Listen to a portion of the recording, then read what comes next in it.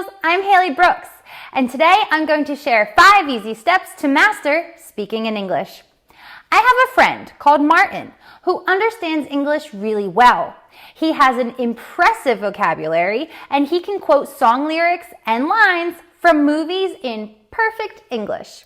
But every time he has to speak in English for an exam or in front of strangers or people he doesn't know, he completely freezes.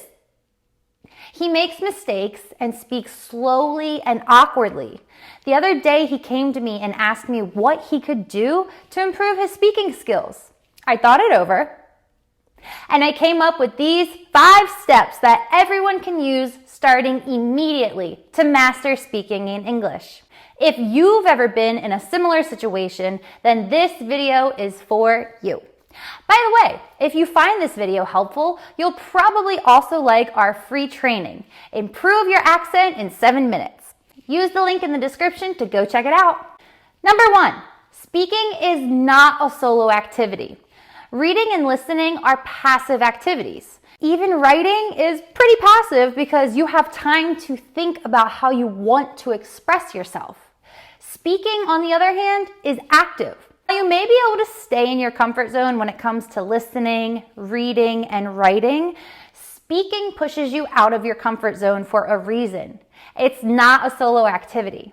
It may sound obvious, but if you want to improve your speaking skills, you'll need to practice speaking.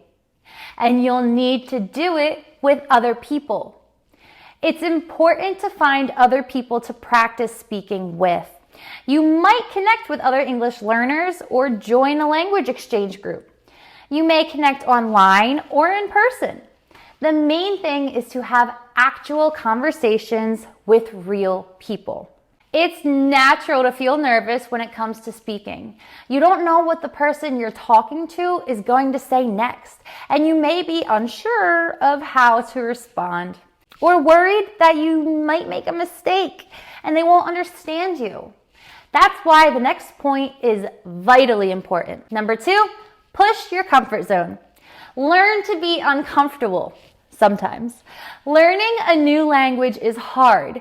You're going to feel nervous and uncomfortable sometimes, and you're definitely going to make mistakes. It's important to get used to pressure and to get out of there and speak anyway. What do you need to make that happen? Confidence. And how do you gain confidence? By going out and pushing the boundaries out of your comfort zone. Okay, wait. So in order to push yourself out of your comfort zone, you need to be more confident, and you can become more confident by getting out of your comfort zone? Yeah, exactly. Your confidence will build the more you push yourself out of your comfort zone. The first time, you only need a small dose of confidence, just enough to greet the person next to you on the bus in English or ask the cashier at the supermarket how they're doing. Each time you step out of your comfort zone, you will build your confidence more and more. And before you know it, you'll be chatting in English with everyone you meet. Number 3, learn chunks of vocabulary. Stop translating word for word. Focus on learning chunks of vocabulary. Chunks are 2 to 4 words that go together. For example, collections like make an effort or do research. Chunks could also be idioms like beat around the bush or break a leg. Learning English in chunks will help you stop translating word for word. You will be able to respond more naturally with whole phrases. When you learn a new vocabulary word, it's useful to also learn some chunks that go with that word. For example, let's say you learn the word to grab. Then if your friend calls and asks you if you're ready to go out, you can say, almost, I just need to grab a quick shower first. Or maybe, I just need to grab a bite to eat first. Learning chunks with grab will help you to sound like a native speaker. If you're interested in learning more about this topic, check out Gabby's other video here on chunking. Here's a link. Aww. Number 4, learn speaking by listening rather than reading. Traditionally, many students were taught to speak in English by reading lists of vocabulary words and conversations. However, It's much more natural to learn speaking by listening. This will help you with your physical fluency in a variety of ways. It will help you to speak faster, improve your accent, and will teach you valuable phrases in the meantime. Do you love music? Use English songs. Movie junkie? Watch movies in English. Do you stay up late watching YouTube? Use English videos. Busy and can't find time? Listen to podcasts while you're commuting to work or walking the dog. Personally, I love music. So I love the technique of learning the words and then singing along to songs that I like. I also watch YouTube videos with the captions on.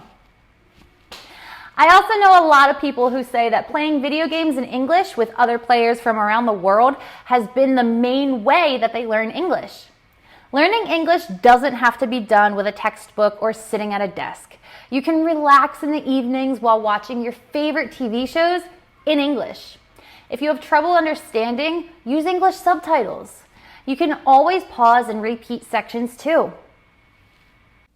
Personally, I love music, so I love the technique of learning the words and then singing along to songs that I like. I also like to watch YouTube videos with the captions on. I also know a lot of people who say that playing video games in English with other players from around the world has been the main way that they learned English. Learning English doesn't have to be done with a textbook or sitting at a desk. You can relax in the evenings while watching your favorite TV shows. Shadowing is another great technique that you can use.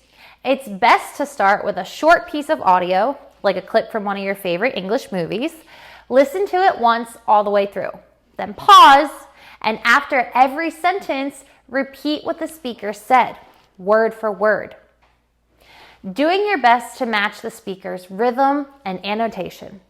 Don't worry if you don't understand every word. Once you've practiced and feel more confident, you can record yourself. Then you can listen to your recording and compare yourself to the original audio. Number 5, the last is the most important point because without regular practice, the other steps won't take you very far. It's essential to find a way to make these practices and techniques part of your daily routine. Immerse yourself in English as much as possible. Spend time with English speakers if you can. Place yourself in situations where you have to speak English. I know that when I was learning Czech, I improved the most when I was spending time with my partner's family. Knowing that they didn't speak any English encouraged me to learn new words and try to communicate with them in their own language. There are also lots of little things that you can do to keep yourself immersed in English. For example, you can change the default language on your electronic devices and favorite applications to English. A friend of mine journals in English every night. It might just be a few words, but going over your day in English or writing down new words that you've learned or chunks of vocabulary that you want to remember will help a lot. If you love cooking, you can cook meals using English recipes. If you're able to use hobbies and interests to learn English, the process will feel effortless and enjoyable. Are you already using some of these steps? Which step do you think is the most important? We'd love to hear from you in the comments down below. Maybe you have some tips for mastering English. Maybe you have some tips for mastering speaking in English that you think other English learners should hear about. If so, please share them. Don't forget to check the link in the description for our free 7-minute accent training. Thanks for watching and come back soon for more great content on improving your English fluency. Bye!